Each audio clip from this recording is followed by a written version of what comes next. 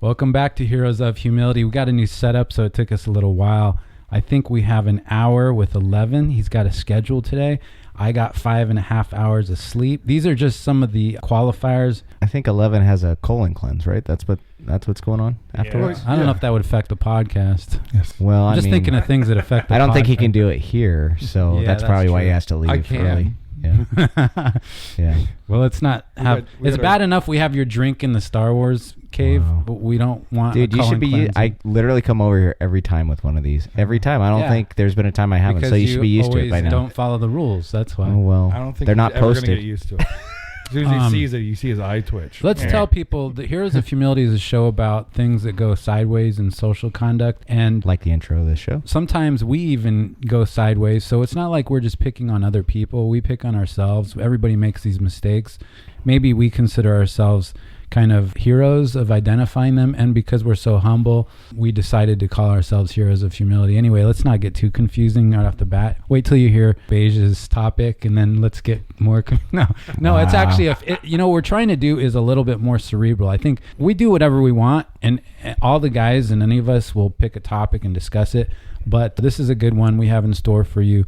Beige, do you want to kind of describe what we're going to get at here today? Oh wow, our first segment. This is a very special episode of Heroes of Humility. Beige gets to have more control. The beige is driving on a very special Beige episode. Yeah. That's the name of this one, the Beige Effect. There you go. So the topic I wanted to discuss was... Wow. There it is. Have you ever had a situation in your life where you've kind of like held yourself back because you were afraid of what other people would think? Heroes of Humility, humility, humility, humility, humility, humility. This is not a charade. This is real. These words you are about to hear are coming from real humans on a mission to save the human race from itself.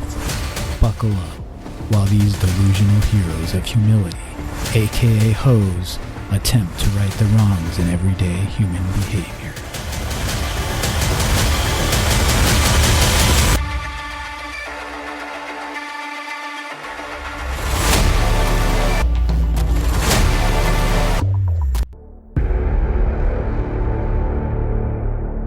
We've talked a lot on here about like 11's experience in the military and boot camp and everything. You know this is true, right? Where you may be in really good physical shape, but you don't want to be the top dude in the class. Yeah. So you're like holding yourself back because you don't want to stand out in any way, right? Yep. That's kind of a thing. That happens. Yeah. So my thought was on that topic, I was just thinking, if I go to the gym I go to, it's a purple and yellow themed gym. If that, you can say the name, dude. Can I say the name? I think people will know better. Yeah, Planet Fitness. Yeah, mainly because it's cheap. It is. So you go there, and their big thing is being like a non-judgmental zone. Which is good in theory and everything, and I get that nobody wants to go to the gym and be judged. But then part of that is that they put up these signs where, well, if you're wearing a tank top or if you bring in a jug of water, then they label you like some bro guy or something, some gym guy. And it's, you know what, sometimes people, you bring a big jug of water because you don't want to be going back and forth to the drinking fountain 20 times during your workout. So there's a practical reason why you bring a gallon of water.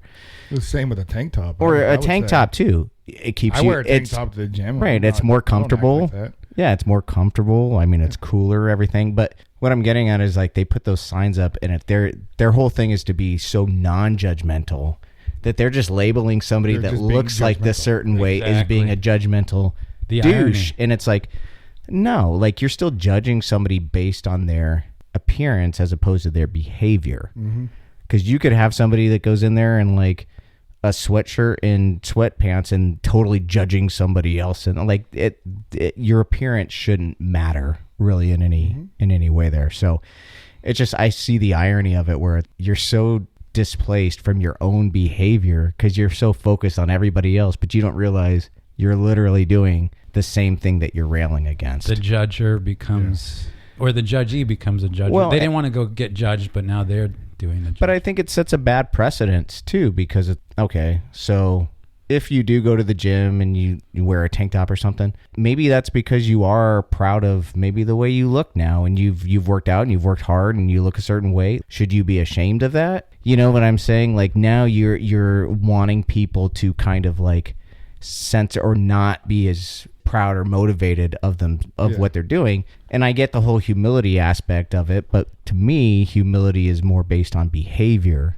Like how you're treating somebody, as opposed to, oh, well, you should be ashamed of this. And so I got to thinking about like how else in our lives have we done that? Because me personally, I know when I was going to school, and I don't know if you guys can relate to this, but like say in class, if there's a topic and you know this topic, dead on, the teacher's asking questions, you know the answer to every question, but you are holding yourself back because you're afraid all the other kids in the class are going to think you're a nerd. Yeah. And that you know everything. So you try to like dumb it down. That's what, yeah. So it's kind of like the same social thing where we're like restricting ourselves because we're afraid of what other people are thinking. Yeah. I was just talking with my girlfriend, Cynthia, who loves the show here. And Nice. Welcome, Cynthia. She talks about it all the time. We at least have one fan. Proud to have We you did. We listen. got one. Yeah. But girlfriends and spouses love the show. She was talking about how it's funny. We were just talking like a couple weeks ago about this, how she was in school and she was getting straight A's, but she was getting like a lot of flack for it. So she like dumbed herself down, and it had a long lasting effect. Like it kind of just became the norm to get subpar grades. I mean, she's very successful now and all that, has a great career, but it did affect her for a long time just to fit in and kind of like. Well, yeah, because at the end of the day, like, I think as humans, we all want to be accepted by our peers. Yeah. And if you stand out... It's like do you want to max your potential, or do you want to... It's like that fine line. I feel like when you're a kid, you want to fit in more than max your potential. Totally. And I can say, like, for me personally, like, when I was going to school, because we all probably go through this when we're younger and we're in school, the most important thing is to be cool. And to be accepted by your peers. Yeah. And so even if you're smart, you don't want to be... smart, like, and then eventually you get to, like, for me, I think I got to a point maybe where I was like sophomore in high school, and I'm like, you know what, I don't care about being cool anymore, or like rebelling or being a jerk to the teachers. Like, I'm just gonna do my school. I stopped right around then too. Sophomore, junior year. So I think it's all a maturity thing, but I will say that probably even extends into your adult life with work, is that if somebody's this person at work that is doing this or that, then there can be resentment there. Oh, big time, well, dude. Especially on the job, like, woof. So it's something that extends even into our adult lives, where we're like, we don't want to excel or stand out too much, because it's just easier to kind of go through. Being in like law enforcement and military, if you correct somebody, it's like a slap in the face to them, and it shouldn't be that way. I'm sure it's that way in the corporate world as well. Like I just don't know. I don't have the experience. Right. But like, it's a very alpha thing, people don't want to lose face. Well, and the assumption, like in the professional environment in the workplace, is immediately you're a kiss ass. Yes. Immediately, like you're a... If you do good, you get praise from like management or something, right, you are now a kiss ass. Yeah. Which there are those people out there. I mean, we've all seen them where it's like, dude, you suck at your job. Yeah. And the only reason you're still around is because you kiss somebody's butt. Yeah. But... Why are you looking at red? Yeah. But I think people get the biggest butt in here.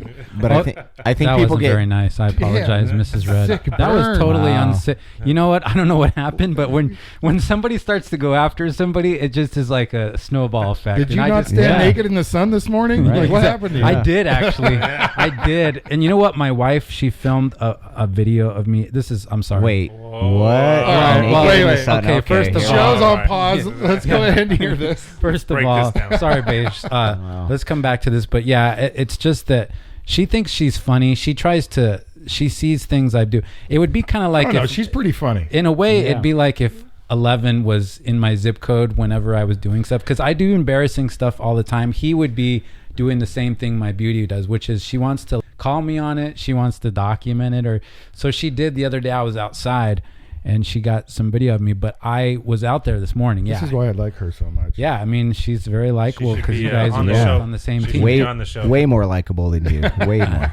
Well, that's why we do well at parties, because she's the one that. But the thing is I was out there getting my son this morning. So yeah, I do that every day. I do have something to add to your nude, right? I don't go nude. Okay, I don't go full nude. But the thing is, I increase my surface area for vitamin D production. Of course, yeah. It's all it's all scientific, medically based. So just a sock. He goes out there, just puts the sock. Banana hammock. Don't give me any ideas. Tell me you have a man thong. If I thought it was good for my health, I would. But for Pierce, it'd be an ankle no-show sock. But yeah, I do cover my head because I don't want too much sun on my hair. But what I do is I increase my surface area, so I even wear sandals. I go out there, I eat my grapefruit, because the addition of the grapefruit, vitamin D and C work really well together, and when they're synthesized, you're basically like your superpower. Your powers just increase tenfold. So it's really good for vitamin D. Vitamin D really is not a vitamin. It's more of a hormone. Your body makes it. That's the best D you get. You can get some from fish and stuff, but my girlfriend will disagree with you. The best D you can get. I just wanted to 11 will give that. you some D. Thank you for that service announcement. You know what? Speaking of my beauty calling me on stuff, and getting back to your topic, she said to me the other day, "Are those the socks you're going to wear?" Right? And I said, she does this a lot of times. She'll say, "Is that what you're going to wear?" And I said, no, this was just my you being told to change your socks. Yeah. Like what's the answer to that? No, that's just my pre-going out outfit. That's just I'm going to wear 10 minutes and then that's it. That's a nice way to say you need to go change, right? Right. So I thought to myself, and this is on your topic, kids, and we do have a kind of a wide demographic. I've gotten some feedback, and this is for the kids out there. Stop worrying about trying to impress everybody, and you're worrying about it, but you're trying to pretend like you're not. Because the coolest thing is to really not care. Now, we're all humans. Everybody cares about what other people think to some degree, and it varies on topics, right? And so when I was a kid, sure, I recognized that was happening more, but dude, there was a point in your life where, and maybe it is maturity, where you just you don't care anymore. And I'm not trying to impress the people at the gym with the socks I wear and with the outfits that I leave the house in. If I feel good, this stuff in here, these are not panty droppers. These, look. That's why I thought you have said that they are. I know, but the truth is, I realize that's funny because I know that they're not. Oh, good. We have a witness to some of my panty dropping. Yeah. Hey, beauty. It's they definitely are not. That's for sure. No, let's keep real names out of this just to protect the innocent. But beauty, there's a camera behind the door. Just be careful. I don't know if she can hear me. Sometimes she ignores me, so I'm not sure. Just sometimes. But sometimes I think it's so that she knows that there's only a certain amount of hurting feelings that works. After that, it becomes abusive. So she doesn't like to overdo it. But if I lived with 11, it would be abusive. The thing is that it's good for people to call you. Yeah, it would be fun for one of us. But it is good to be called on some of your stuff. So yeah, she'll ask me, "Is that what you're wearing?" And my thought is, dude, I do not care what the people think of my socks and if they're pulled up too high or whatever. They protect my ankles. Now, is that the reason why you put them on? Is purely a utilitarian view of it, nothing aesthetic? Everything you do. That's true. Yeah, I do. I mean, because by the looks of it, I would say everything you do. It has nothing to do with aesthetics. Yeah, but damn, he looked around to see if people were enjoying his comedy. Yeah, his body swelled up to say that. The thing is that the chest came out. He was like, yeah. He did. I hope we got that on video. Now, look, I'm gonna reconcile all this real quick right now. Here's the difference: is that I have a weird thing about the way what I think is aesthetically good to me. The things that I have, and this is what I was going to say about my Star Wars helmets. I joke about each one of these, and I just got 2 new panty droppers this week. And I realized deep down in my heart, they're not really panty droppers, okay? Now, I think there are some girls that would see that and be like, "Oh, let's get it on. Look at this guy's got this is from Return of the Jedi, all right? Wow. This is like an exact replica of the one out of the movie." But Can I put and it there's on? there's a probably no there's don't in touch fact it. don't even look at it Don't look anymore. at it. I don't like the way you're looking at it. But the thing is that there's a certain amount of sexiness to it, but it only has to be sexy to me. Now, this doesn't necessarily the same word to use about why I put on a Regal Beagle shirt today. I like the way it looks. If it makes me feel good, but there's a point in your life where you stop doing what you think other people want to see. And if you want something that looks a certain way, it's because it makes me feel good. And I know there's a small, every once in a while, yeah, it feels good to be the one in the room with the best hair, whatever. But what I'm saying is that it also you don't have much competition here, buddy. I know that's not, I don't mean that it is against, we did that in the last show, and I also want to formally, I'm going to stand up when I say this. Whoa. I'm going to look careful. at each one of you guys. Swell up, dude. Yeah, I'm going to Yeah. swell. We gotta get bowed But up. I'm going to swell Bow up. I'm going to swell up to apologize, okay? Now, we do bust balls, and that's fine, but there's certain things that I think, and you guys are good sports, and I know it didn't bother you, but when I listened to the recording, because I go back and I listen carefully, I was like, Pierce, you're a dick, dude. You're just being a dick. So anyway, I apologize for the hair things, but what I'm saying is outside of this room, when I do feel like, okay, well, everybody seems pretty nice in here, but I still have the best hair. That's just because it makes me feel good. Like, I don't care what other people think, because my hair is outdated. It's probably from the 80s. I think it was once featured in a Mission Impossible movie. But what I'm saying is that Charlie's it's out of Angels. date. Charlie's Angels. It's out of date. I was thinking of Mission Impossible 2 Cruise. But see, that's what happens. I realize these aren't really panty droppers. People say, you're stupid. Of course they are. Cool Hand, who's not here, who might be on the show one day, he was he would say that, dude. He would argue and be like, dude, those are not panty droppers. But to me, it's funny to say that, and that's why I have the 70s hairdo and the Regal Beagle thing. It makes me feel good. Anyway, I'm done. I'm sorry. You're focused on just Sit dropping down. your own panties. You don't care about anybody else's I guess that's a good way to put it, yeah. Basically. Yeah, I guess as long as my own panties are around my ankles. Every time he walks in here. Yeah. Yeah, that's it. I just look at things are beautiful to me. I just enjoy it. It makes me feel good, you know. I No, don't that's know. good. I Sorry, mean, that's yeah, long yeah. thing, but Right. Yeah, I totally get that. I mean, there are some times where if you wear something, you're like, I know people are kind of looking at me a certain way. And it does make you feel weird still. Even as an adult, for me, it kind of makes me feel weird, you know.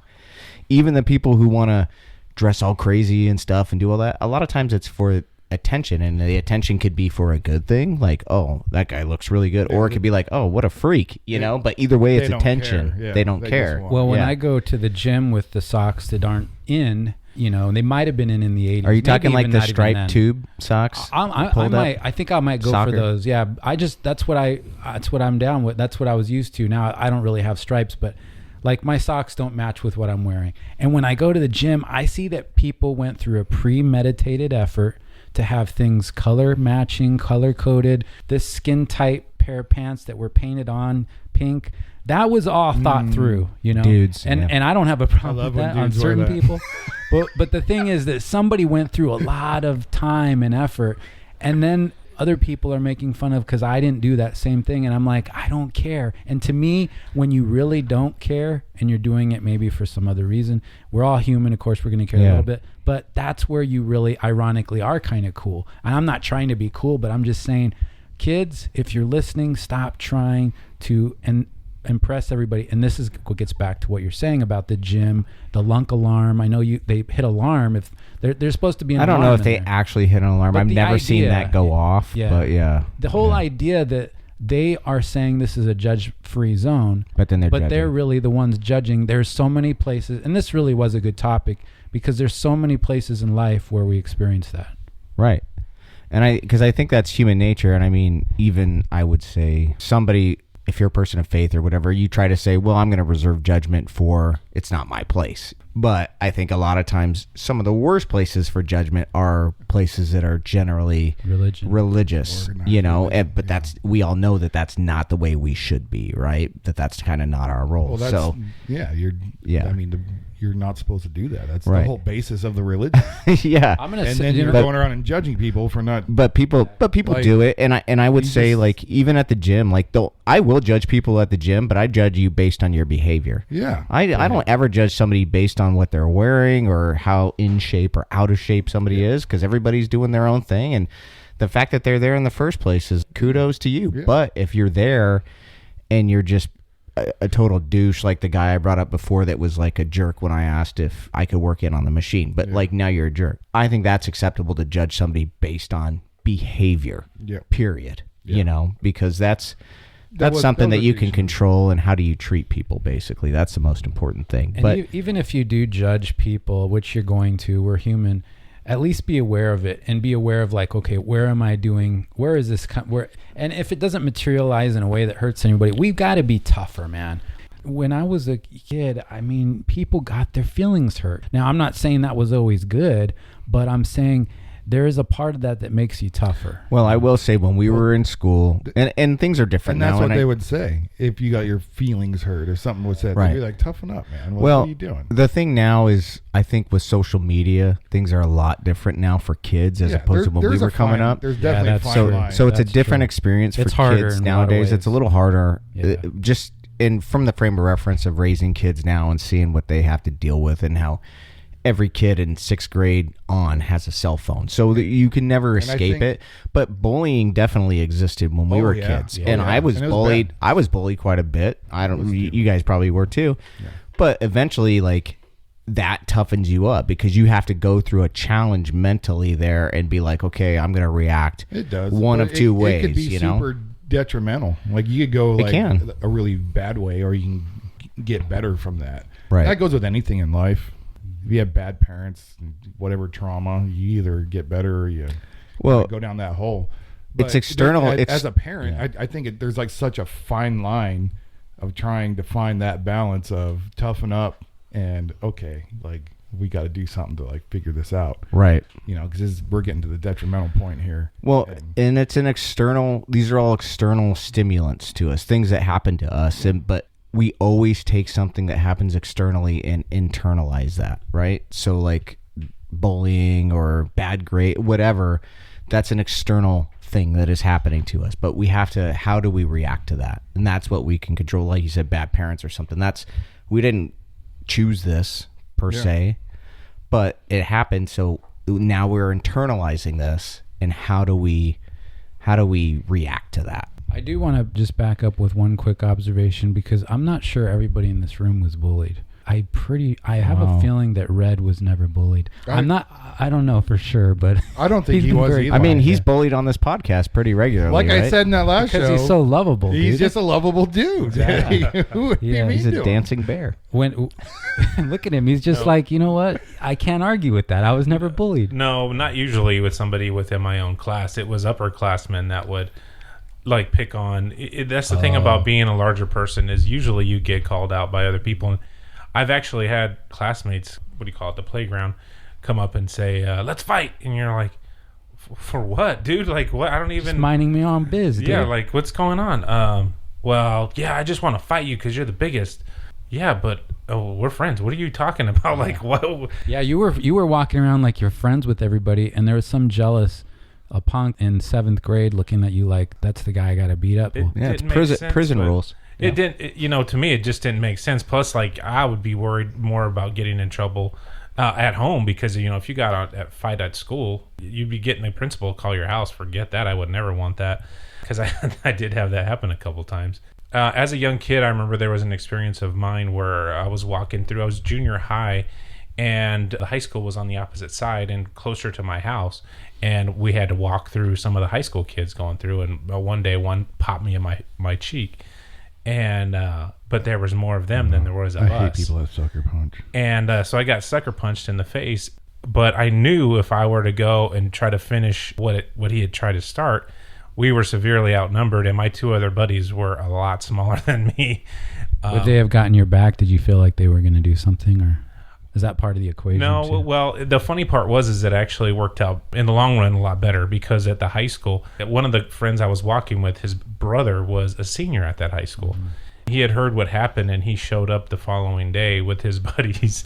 I want to say these guys were probably like sophomores, so they were younger than my friend's brother and his buddies, and they showed up and came out of a car. They're driving, so they're like, whoa, these dudes are driving. They get out of the car and it's like, who punched this guy in the face? He's not to be hit like that type of thing. Oh, wow, like I really got some backup. Sweet, it felt good. But that was one of the times where, don't get me wrong, there's always somebody bigger than you. There's always going to be somebody bigger, yeah, so faster. Even if you're a larger person, there'll be somebody that'll come out and try to either test you.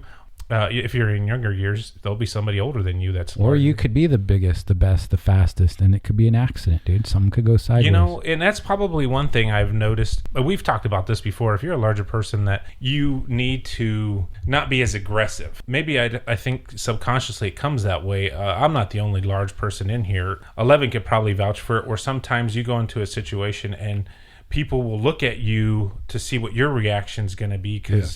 And it's like, they ought, because of your size, they kind of point you out, and so you're less aggressive, or I don't know, it's kind of hard to explain. Do you feel like this also spills into where you also have to be more careful with your judgment in a way? Yes, because you're basically thrust into like a leadership position. Everyone looks at you like, are you gonna fight them, and then we'll try to help you, or you know what I mean? So it's basically on you.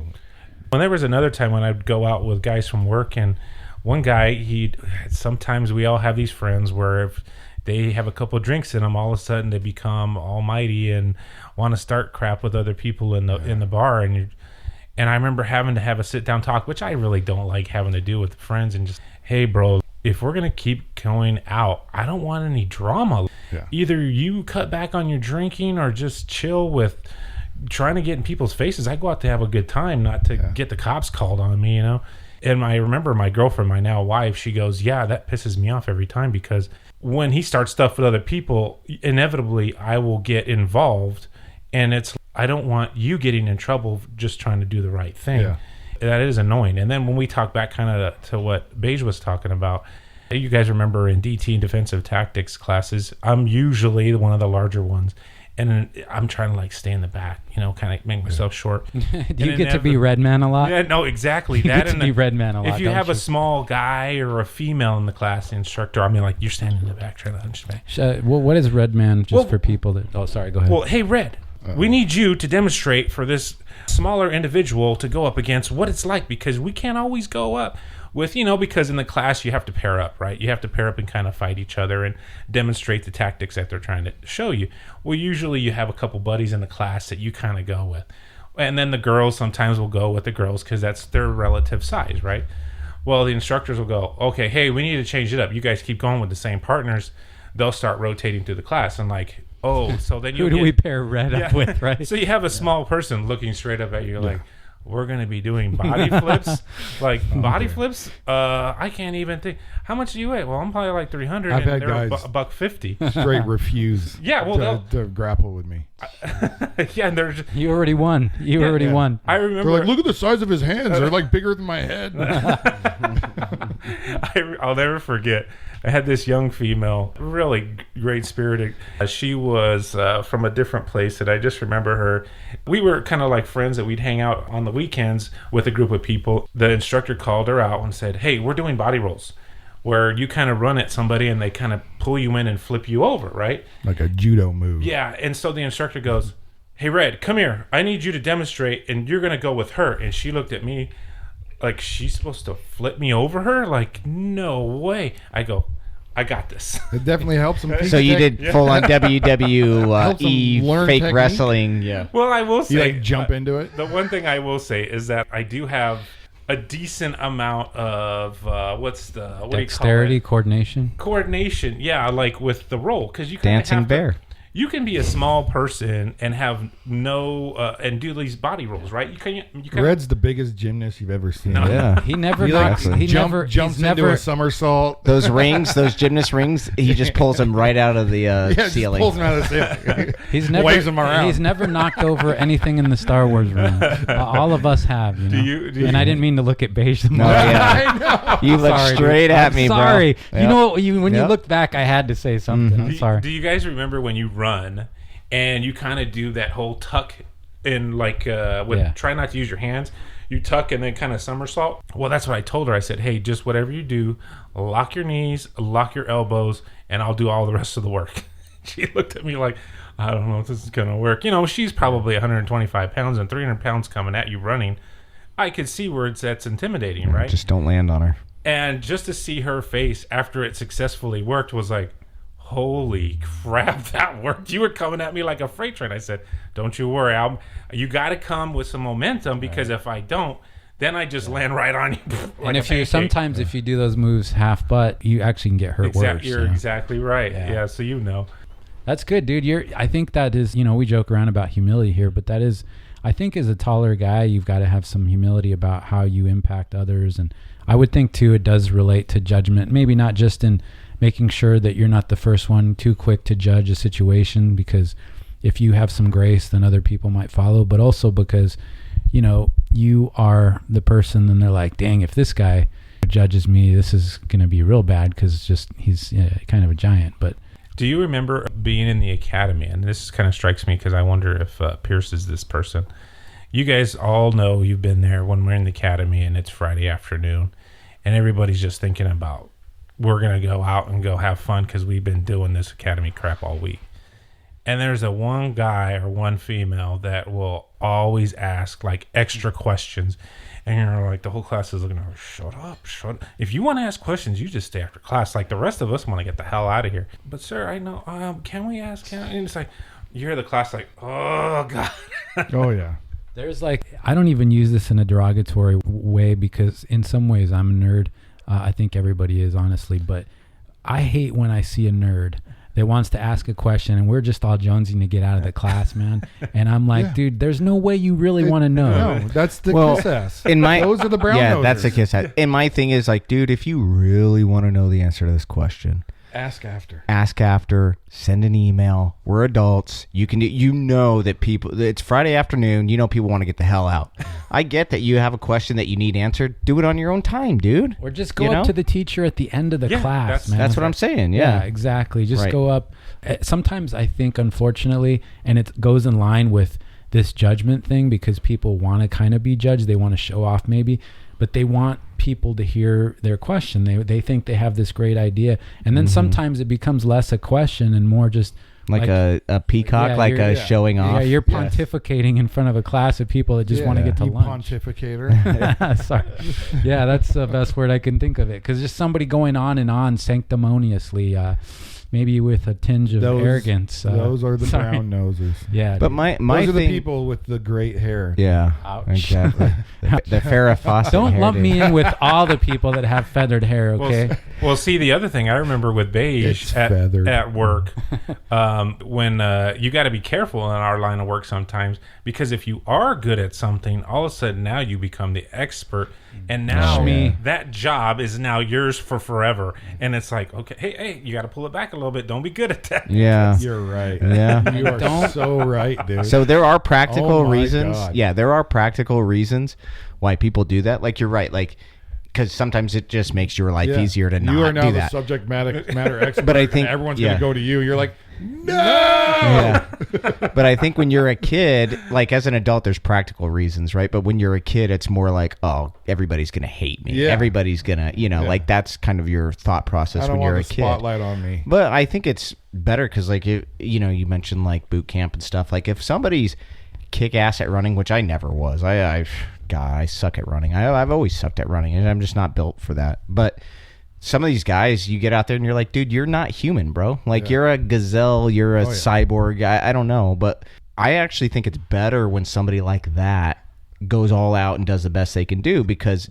you as somebody who's not as good, that's inspiring, dude. To see somebody like that, how do people react when they see something? They can either be haters and say, screw that guy, he's just showing off. Or they can be like, dude, that's inspiring, man. There's actually a guy I knew. So I did the whole SWAT thing. We used to have to go to this national tryout where like 50 guys would go compete for like the top 18 spots. And that's how you got into the school.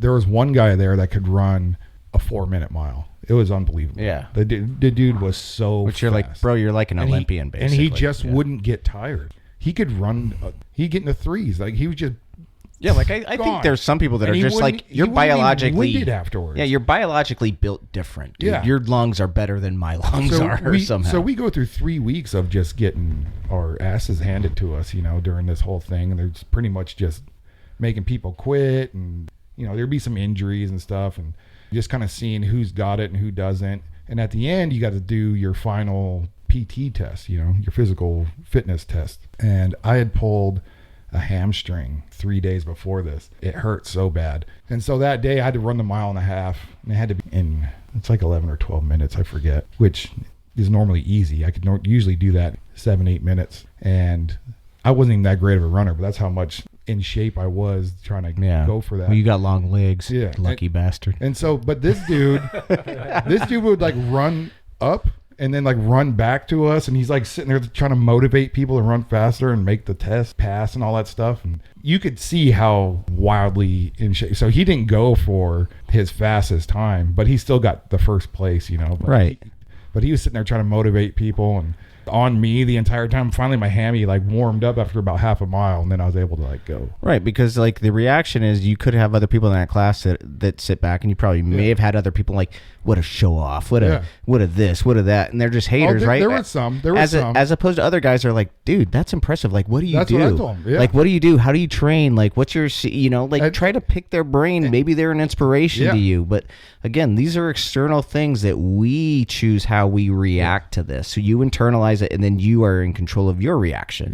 That person who ran that 4-minute 1.5 miles, they're not responsible for the way you reacted to that. Yep. Yeah. That's on you. No, so I had him. I was just like, make me a good pace, dude. We're gonna make it. And then so he did, and I just followed his pace and made it. Yeah. And sometimes you just dude. and sometimes like somebody like that, I feel the way like no matter how much I train, I'll probably never be able to run a 4-minute 1.5 miles because physically you're just built different than me, bro. Like that's something like I'll try my hardest, but like physically he didn't have that much muscle. You know what I mean? Like right. But a lot of times, the like more mass you have, the more like stress you're putting on your heart, right? Which affects your running and all that. So it's and a lot of times, like people do have different lung capacities. Yes. Right. So like somebody with a big lung capacity, you can stretch your lungs out. Yeah. I don't know, man. But that's the same. But that's the same thing with like school. When we go back to school, the kid who's getting all the good grades, he's a lot of times like these kids are just naturally smart, but they're also probably putting in a lot of effort as well. Let's be honest. And you as a student should be like, dude, can I study with you? Can I kind of hang around you? Or you can just be the kid in the back of the class that says, oh, he's kissing ass to the teacher. So I think that's my message to the kids is don't be that way where you're just a hater because that's what you perceive to be the socially acceptable reaction to something like that. Yeah. Right? Because all your buddies are probably haters. So you got to be a hater to the whole thing too, as opposed to, no, let's see how I can better myself. And that's when you actually start to make the difference in your own life where it's like Pierce was saying, where you really don't care what other people think. Yeah. Well, we've kind of talked about being a parent with your kid, and you're trying to choose what classes your kid has. And if he's good at a certain subject, then the topics get brought up with the teacher about, honors, accelerated classes. And then you're a nerd, classes. Right? Like and, sometimes. But I told my wife, both her and I, when we were in high school, took accelerated classes, and but we probably got crappier grades trying to challenge ourselves. Yeah. But then when you get to college, it's all about your GPA. I know. Yeah. I should have probably taken a better, I would have had a better GPA taking the regular class and having a higher GPA coming out of it and less homework, not challenging myself, than taking the honors class and getting a crappier grade. I mean, the one benefit I would say with the honors classes, I think you're with a bunch of other students in those classes that have prioritized education. So hopefully the incentive isn't as much to dumb it down because you want to be accepted by your peers, because all your other peers are super competitive too. So like nobody's trying to dumb it down. I don't know. I mean, that's the only benefit, but there's a lot of stress on these kids, especially now, all the demands on their time. Like my oldest just turned 16. So now it's okay, job, school. Then if they do sports, like eventually it becomes a lot for these kids. And as a parent, you're like, okay, well, I want you to do the best you can do and do all these things, but there's a balance because you're still a kid. I don't want to burn you out right now and have every single minute of your day accounted for.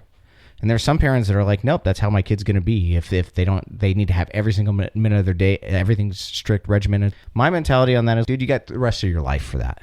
Oh, absolutely. Once you start working, like with me, once I started working, I've never stopped. Yep. I've never not had a job a day in my life, I don't think. Yeah, I started working at like 15 and a half. And so like once you start working, that's it. Yeah.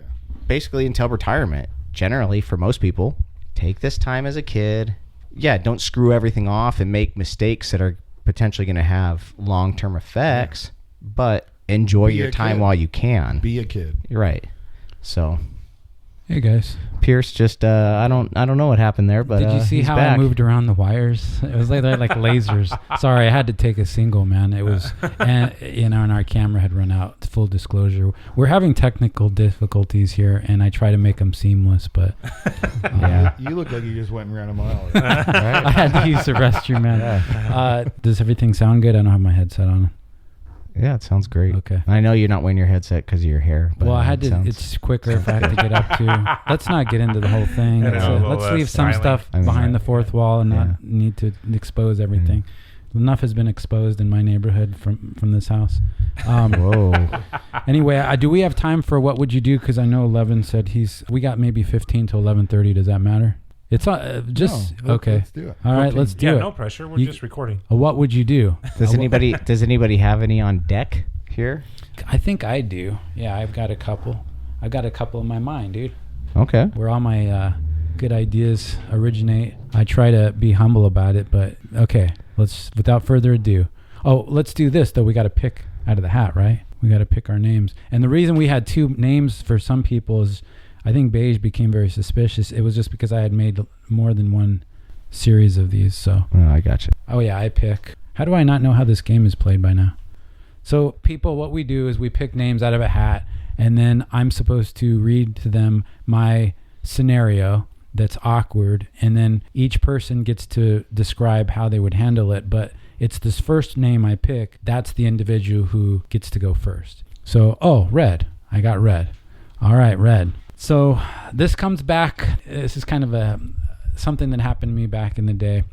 Which one? I've got two teed up. I hate to show off. I got so many good ideas. All right. So I used to wait tables a long time ago. The owner didn't like me. And I don't know, honestly, to this day. I think it was a number of things, but there was also one of the managers was this woman. Her name was Marianne. She was like an angel. She was no nonsense. A lot of people didn't get along with her, but she saw the way the owner didn't like me. Like, he would just come up to me and say inane things.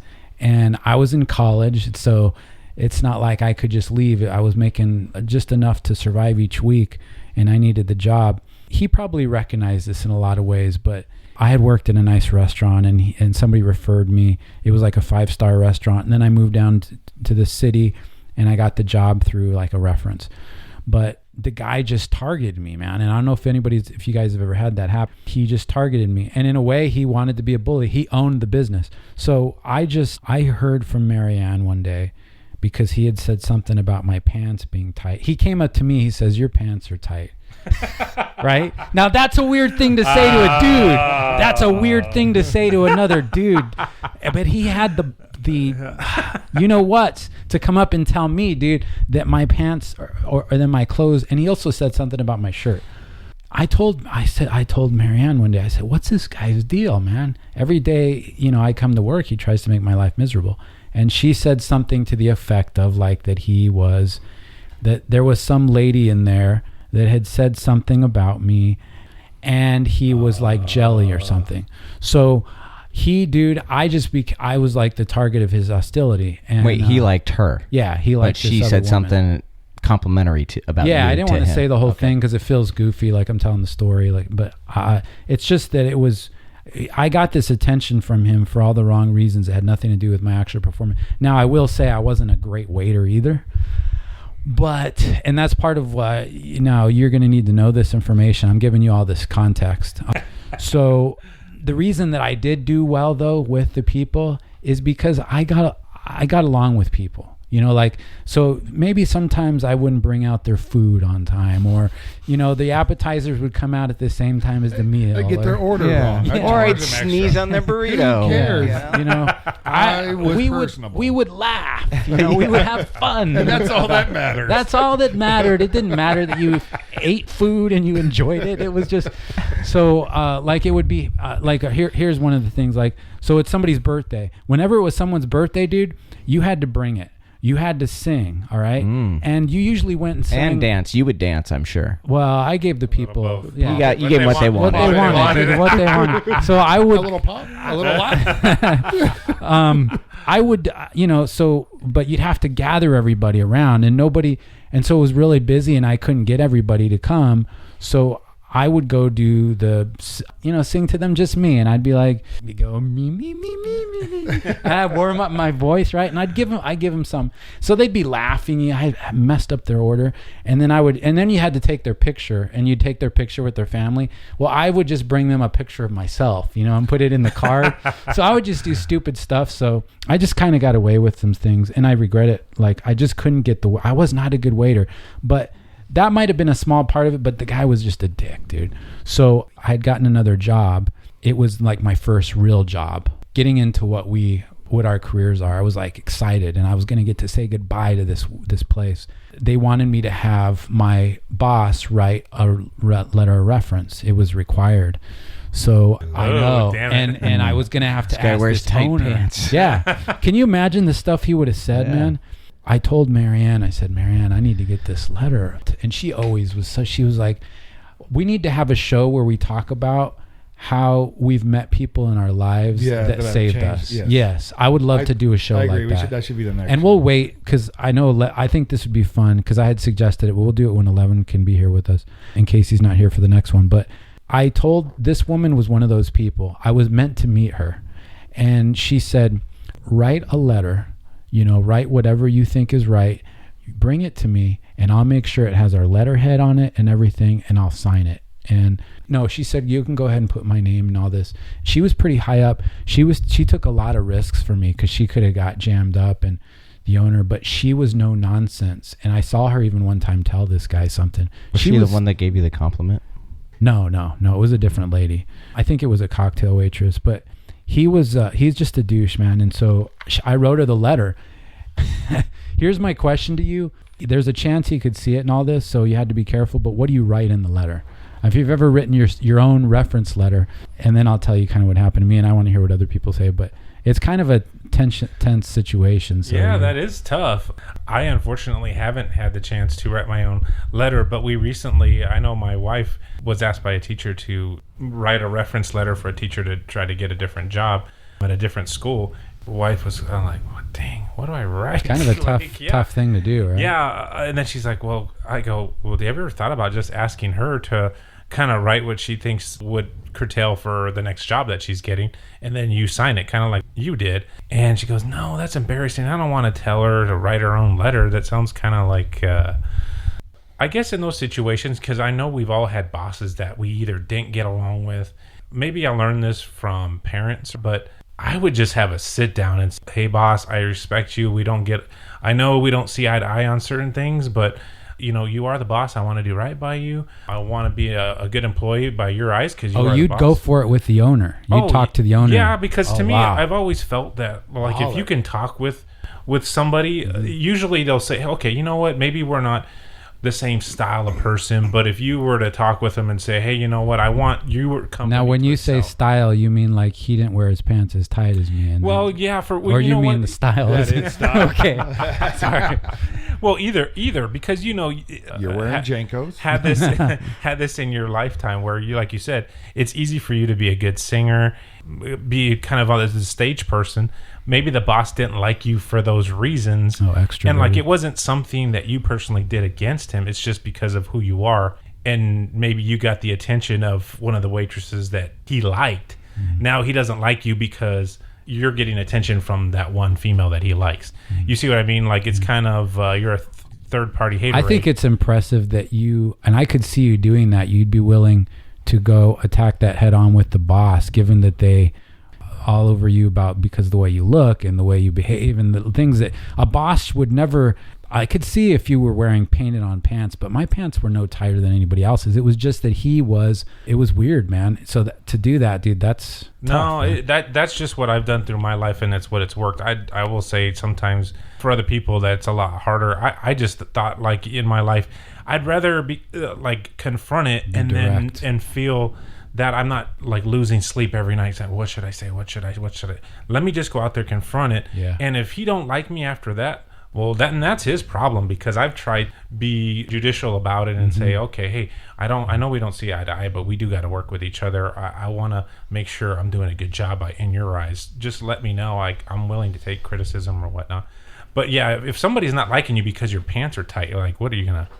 I think when it comes to writing something like that, it's like, what's the intent of this letter? Is it like you're not going into the same field, so they just want to know if you're someone that showed up to work when you said you were going to show up to work and all that stuff. So it's basically just, right, so-and-so met or exceeded all job expectations, was on time to work every day, and that's it. I don't think there really needs to be anything like, man, this one time, he just completely killed it and was the best person that's ever lived. Like, I don't think you need all that. They just want to know if you're like, if you're just like a good employee, Right. I think depending on how much he doesn't like you and how much you're I would have asked him just to see what he did, because you still had her in the back pocket. Well, no, I would. I'm thinking, like, if he doesn't like you and he's jealous because of this, he's like, get rid of this a-hole. Yeah. So I'm going to write you the best recommendation letter ever, because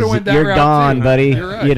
And now this is my little fiefdom now that cocktail waitress is all mine. If somebody's smart, they would do that. But I think, like what Beige says, some people are so miserable. They're just like, they are. This is now my opportunity to F this dude. I don't care. Right. I want to make his life miserable. Right in his B. Well, I like hearing all you guys' answers, and they give me more food for thought. But what I did was I wrote myself kind of an impressive letter. Oh, I can see that. I can see that. I wrote myself this guy has impeccable fashion sense. Yeah, the girls the best hair I've ever seen in my life. The women around here say he's the best lover. I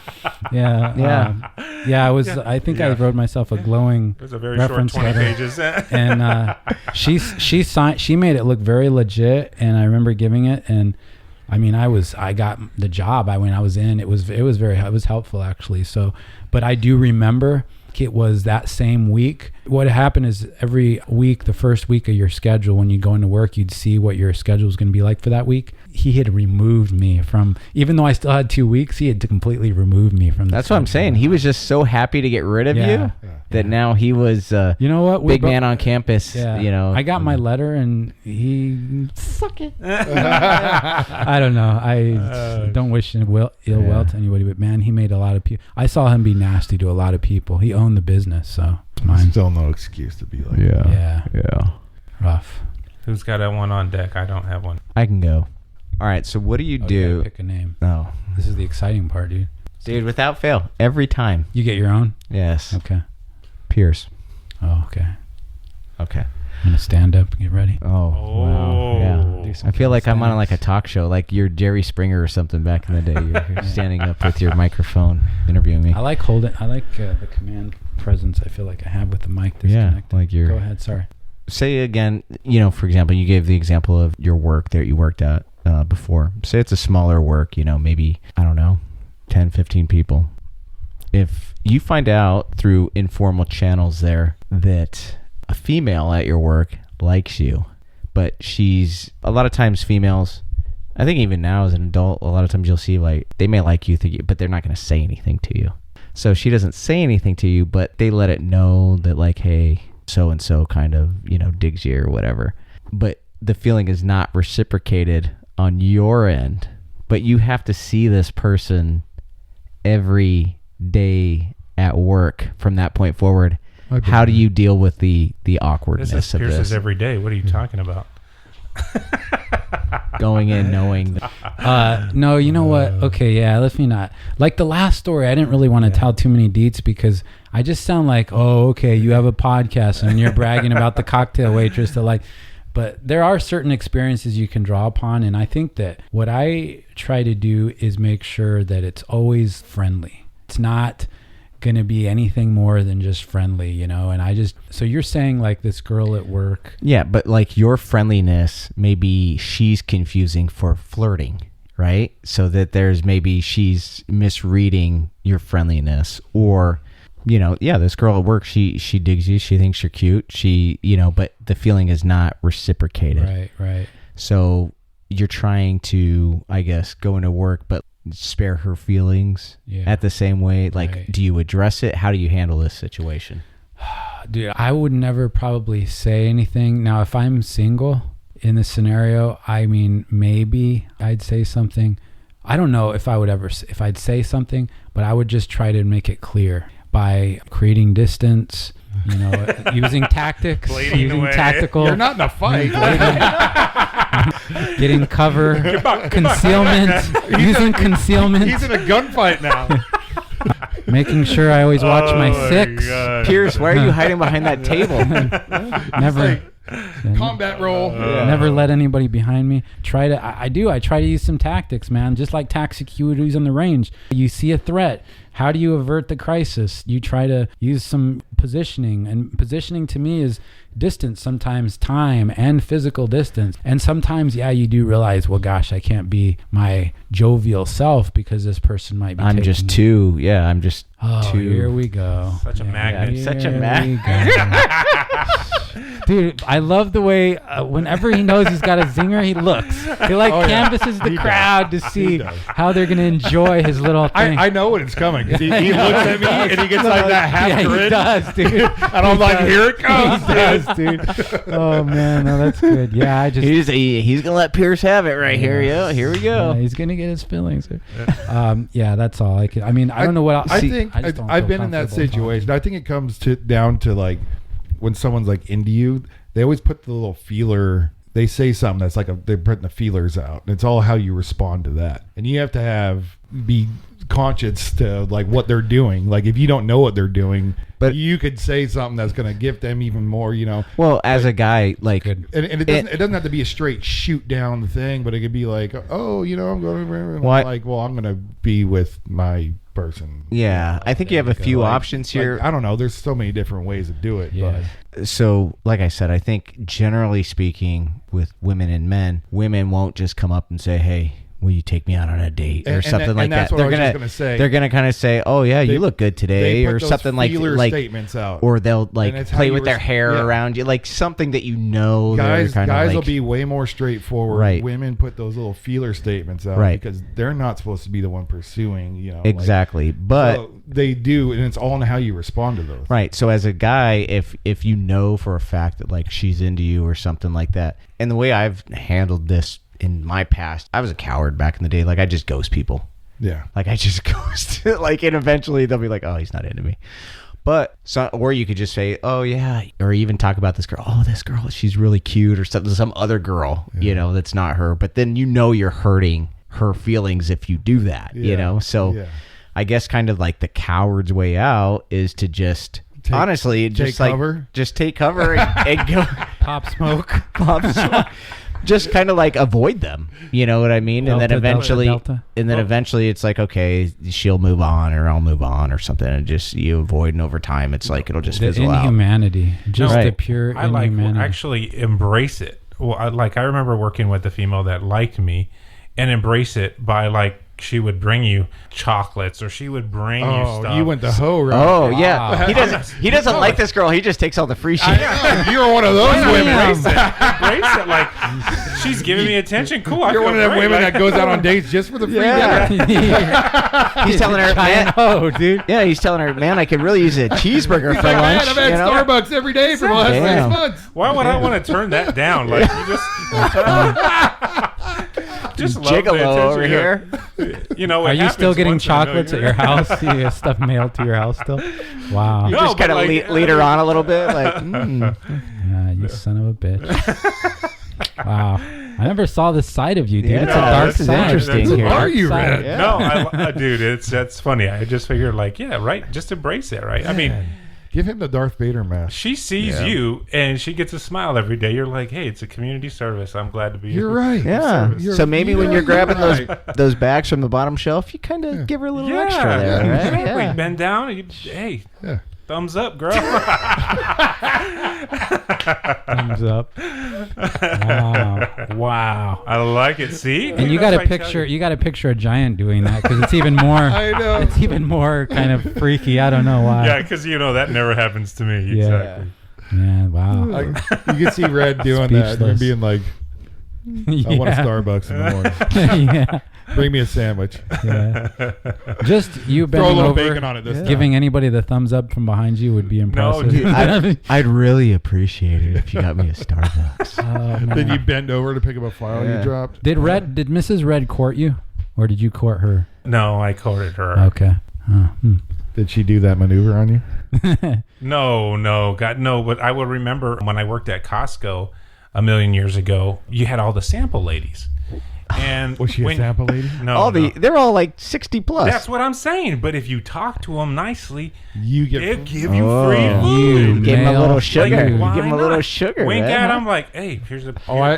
I always do that when I'm there. That's what I'm saying. Because I always get 2 or 3 of them things. Yeah, like why not? Like you're like, oh, you must be pretty bored over here today making all that stuff. Yeah. You just still look good. Yeah. They'll be like, oh my god. Oh, here's a whole tray. A plate of samples. I'll be like, I love this shit. They even give you some of the product for free. Yeah, take it. I just remember doing. Little man whore. Sometimes.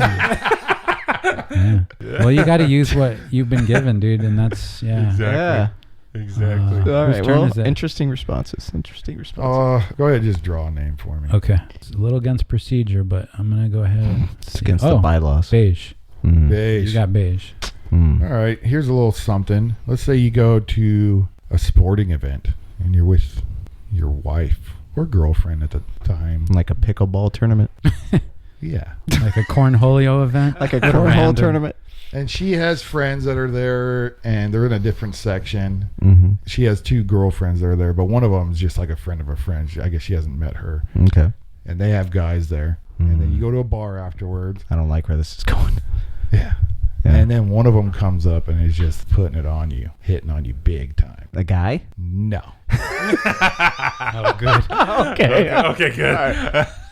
But she has a guy there, and she's just completely blown him off and has total disregard For her friend. for you. Well, it's the friend that she doesn't know. They Oh, don't know. okay. It's like the friend of a friend. Right.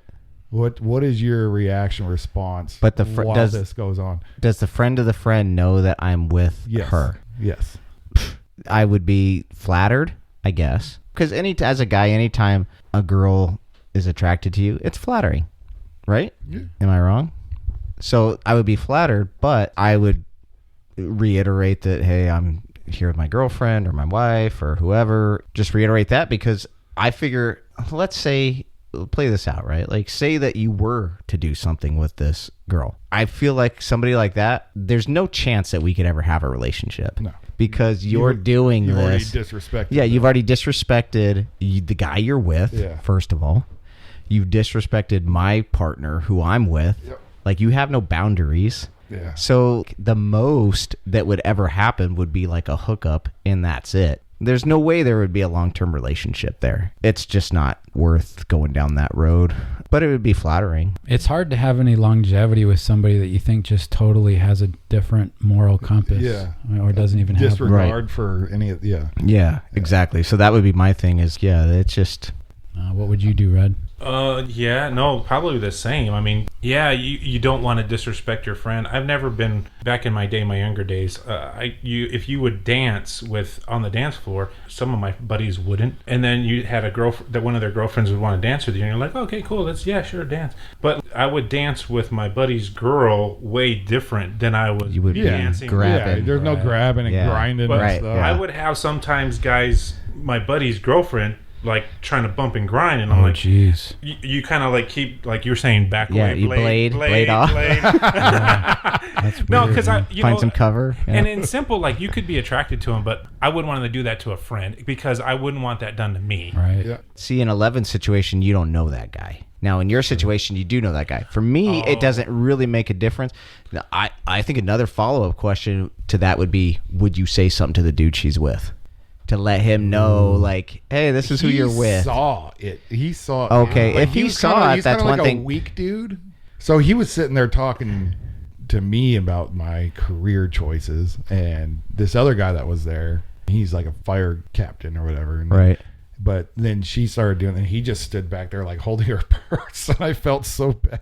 Oh, yeah. At that point, dude, it's like I saw it coming. Like, at that point, as a man, it's like, have some respect for yourself, bro. I saw it coming before it happened, but then boom, just beelined it over, like that starry-eyed look, you know, and then started asking me something, and I like gave like a one-word answer, and I reached over to my girl because she was like talking in the other direction. I grabbed her, and I was like, come here. Yeah. And then she kept going, and I'd answer like a one-word question, and then she kept going again, and then I shot it down again, and then she ended up leaving. See, I think if the guy's not around and he's unaware that that's going on, I would be real tempted to say something to him to be like, look, dude, as a bro, I'm doing you a favor here. Yeah. You might have a problem, dude. I'd have no problem doing it. Especially because, like, I don't know him and I don't know her. So I'm not really too conflicted on, that's while kind of that a was going on, I actually looked do. at him a couple times, and he was standing looking over her shoulder in my direction. But see, that's the problem. They've been married for... But isn't that awful? But see, that's the problem, and I hate to think this way sometimes, but she knows that, right? She knows the guy she's with. That's kind of like a test in my eyes. She's like doing that, and she's seeing his reaction. His reaction is kind of a beta reaction. Yes. So now she's like, he's a beta. Yep. I can walk all over him. Yep. I'm going to do this now from now. Just there out of convenience. Exactly. And now it's no longer something that's going to be pursued. And I hate to think of certain people to be that devious and manipulative like that. It's not even a conscious thought. It's at a primal level. Right. It's an unconscious reaction. But like now she knows how soft the guy is that she's with. Yeah. As opposed to if that guy was like, nah, time out. What are you doing? Yeah. Oh, you want to talk to this? Yeah, we're done, dude. Like, see you later. Call an Uber home. If that's just like if that's the first few dates and she's doing that and we're on a date and that's just disrespectful to me. And so I'm going to say something to her. I said, what are you doing? Well, this and that. And then we're done, dude. Like I'm going home. I'll call you an Uber or you call yourself an Uber, dude. We're done. That's it. But now she's pressed that boundary to see how he reacts. That's how he reacts. Now it's going to happen again and again and again and again. In my opinion, that's I was going to suggest, when somebody, I don't know how this happens with people, that they just become so perverse that they don't think about the harm that they're causing to somebody. But the way you said it, it's also a little mind-blowing because that could be the case, that they're doing it. They're trying to see what would happen. And I almost feel like half the time if a guy reacts the way I'm saying, where I'm taking off, you can call an Uber, she's going to come running after you because she's like, oh, this guy's, he's actually a strong man. He's going to stick up for himself. Like fundamentally, that's attractive to women, in my opinion. Like they're going to be more attractive to the guy that kind of stands up for himself. Hey, I will say real quick, 11's got to go, and then it'll be Red's turn. But we're sorry, man. We appreciate you making the trip, and no worries. Yeah, no worries, bro. Thank you very much, and we'll catch you. That colon cleanse. I mean, I know you got to be there a certain time. So there you go. There's a lot of shit involved. Awesome. Take it easy, brother. See you, 11. Red, it's my turn. Your turn to pick now. Mine will kind of go along those same lines. But I had this happen to me, and I remember, dang it, what do? I grew up, I had 3 sisters. So I was very familiar with having friends that were girls in high school and in college. I always had probably the same amount of friends that were girls and the same amount that were guys. It was strictly friends. Well, I had this friend that I had developed in high school and then in college. She had dated people. I had dated people. Her and I had never done anything romantic ever. Then I started dating this girl, ended up being my wife now. But she ended up moving away. She got married. She moved away, and then she was coming back because she was going to be no longer married. And she was like, "Hey, I'm back in town. We should hang out." And when we would hang out, it would be other friends, other girls, other guys that would be invited to hang out. It wasn't just when she came into town. It would just be me and her. Well, I remember when my wife and I started dating, she was coming in town, and she wanted to hang out. So I was like, "Okay, cool." We would all go out. I remember my wife telling me, "She likes you." And I said, yeah, we're friends. Like, there's never ever been where she's crossed the line. So I go, I don't get why you say she likes me like that. There's been times where in our friendship that she's been single, I've been single. If it could have happened, it could have happened, but it didn't. And I never, eventually my wife, because my wife said, hey, you can't be hanging out with her anymore because I know she likes you more than friends. And of course, when you're married, you can't really essentially have friends that are girls, especially if they're single. Yeah, I don't think you should. And I was kind of like, wow, I've known this friend for such a long time that I just didn't want to, quote, like turn my back on them because I'm with this new person. So that's kind of my question to you guys. Have you ever been in that situation, and what would you do where if you had a long-term friend that was a female and your wife or current girlfriend doesn't either get along with them or doesn't like them or thinks that they like you in a way, and you just, as a guy, you don't understand where they're coming from? Because my wife was like, oh no, I'm telling you from a girl reading another girl, she likes you more than just a friend. I always told her, I was like, she's had the opportunity to cross the line, she's never done that. I hope I didn't interrupt your train of thought, Bish, but I'll say definitely a part of the equation here is that the reason I didn't say anything in the last scenario that Beige presented is because you also try to look at what it's going to be like for that person. If you do tell them something, being direct is, I think, important in scenarios like this, but is this person savvy enough to pick up on other clues without you having to make it so explicit? If there's a way that you can do it tactfully with a little more grace, maybe, for lack of a better word, so that it doesn't need to be verbalized in a way that might hurt her feelings worse.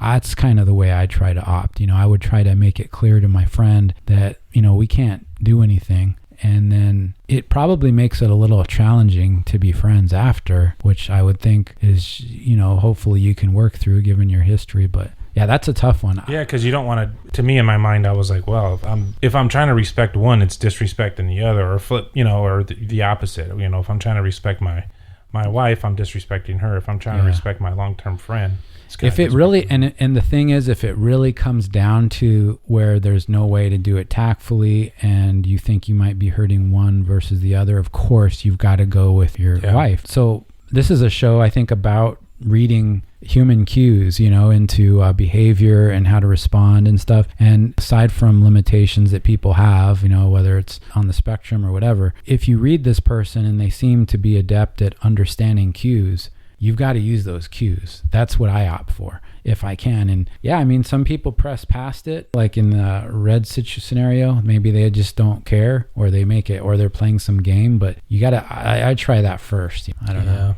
That was a rough one for me. Yeah, I bet. I think with me, I kind of had a similar situation. It was like a girl that myself and my wife both kind of knew and hung out with before we were even like together, just like same group of friends. But I had known her much longer than my wife had, I guess, but eventually we all kind of would hang out together. But that was the same kind of situation where my wife would be like, oh yeah, she likes you.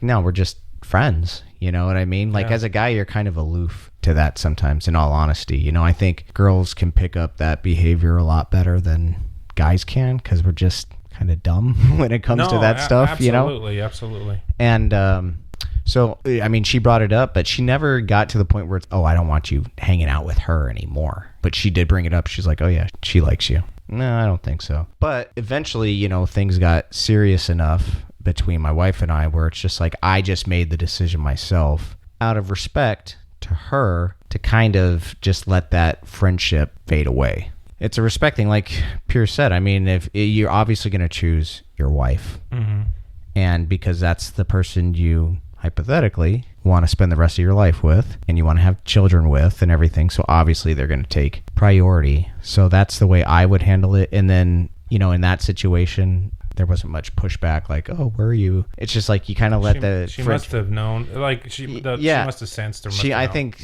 a lot of times I think there's just a sense of it, like, okay, he's just kind of letting the friendship fade away, and I understand why, and I'm just gonna let that happen. I think that's how it works in like 90% of the times where there's not a direct conversation there about, well, I'm with so and so that means that we can't be friends anymore. Eventually people just kind of distance themselves, and the other person doesn't really push back to keep that. Have you guys, I've also had this kind of almost the same thing, but have you ever had it where you have a friend that's a guy for a long time and your wife meets him and she's like, I just can't stand that dude. Oh yeah. And now it's like, no, hey, bro, let's hang never. out. Never. Cheers. Hey, No, hey I'm bro, just let's kidding. hang out. This is awkward, very awkward right now.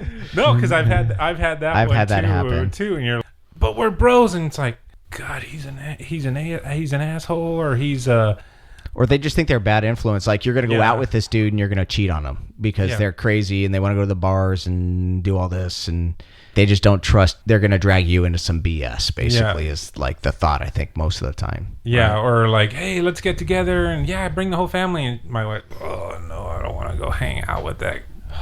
There's nothing worse than hanging out with somebody that you don't want to hang out with and having to make small talk and stuff. But I mean, I've had that, and I guess I've been lucky in my life in the sense that when my wife and I first started dating, I was in a transition period in my life where I was moving. So a lot of these friendships that I had anyways were kind of coming to a natural end for all intents and purposes. You may stay friends with somebody, but you're not going to be friends like you were if you're living in two different states and they're moving here and I'll talk to you on the phone. And this is an era, before social media and stuff. So it was like the most it was, we'll talk to each other on the phone every once in a while. Maybe once a year or once every other year, we'll meet up, hang out for a bit. But it's not going to be like it was before where you're hanging out multiple times a week and doing all this stuff.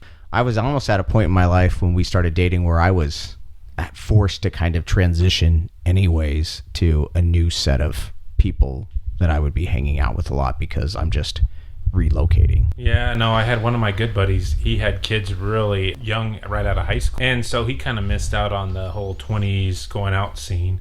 But his kids were already in college when I started having mine. So he was like trying to reinvent his like late 30s and 40s as like, hey, now this is my time. Yeah, like, now I'm in my early 20s again. And I'm like, bro, I can't. I got a 1-year-old. I can't go out like that. Plus, when you're in your late 30s coming up on your 40s, you can't recover your hangover like you did in your 20s. Yeah, and you're like, I've already had my fun. Yeah. I don't even necessarily want to do that all the time anymore, even if I could, right? Yeah, he was like, let's go out, man. Come on. He was always egging me to go out, and it's like, God, bro, I've kind of done that scene, and you feel kind of bad because it was once a really good friend of mine, but he has to go kind of somewhere else. Well, and then what happens to that friendship? Eventually it fizzles out, right? Because if you're constantly turning that person down, then they're going to find other people to do that stuff with, right? And then you're just to do their dastardly deeds. Yeah. So like I think in a lot of situations it sounds awful to say, but in a lot of situations, it kind of just takes care of itself. Yeah. What Beige is saying, you just got to kick him to the curb, dude. Just like he did with all his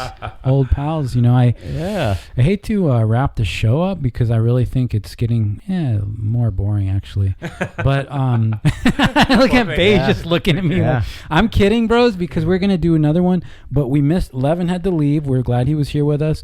And what I do want to say is, Beige, nice topic today. I really think that we appreciate it. Figured out ways to contend with this judgment, and we've shed the light on how people, even though they say they are trying to create this judgment-free aura and vibe, Aurealis around them, whatever, everybody's judging, dude. And we just need to, let's take it easy. Let's not be so... Let's look at how we ourselves are judging. I know that a lot of this show is about judgment. Well, and let's try to let's judge. Have fun with it. Yeah, and let's try to judge on behavior, how you treat people. Right. Like that's maybe that's how I judge, is like, how are you treating We somebody? still will judge you on your painted on pants at the gym, but what we're saying is that we are aware that maybe we're doing something bad, and the point is, let's not be so judgmental, and let's not be lest he be judged. There's a silver lining on every cloud, and we welcome you to write us a comment if you would like to send that via Instagram, Facebook, or whatever. We will discuss it on a future show, and if we pick and you want, maybe we'll send you some Ho paraphernalia. That doesn't sound very good. I mean, we're going to send you, we have Heroes of Humility bands or something. Anyway, we'd give you a shout out on the show. Beige, do you have anything else to add? Nope, that's it. I think I'm good. Red, good to go, sir. 11? No, I'm good. All right, this has been a good one, guys. Thanks for being here. This is Pierce saying goodbye from Heroes of Humility. Stay cool, be kind.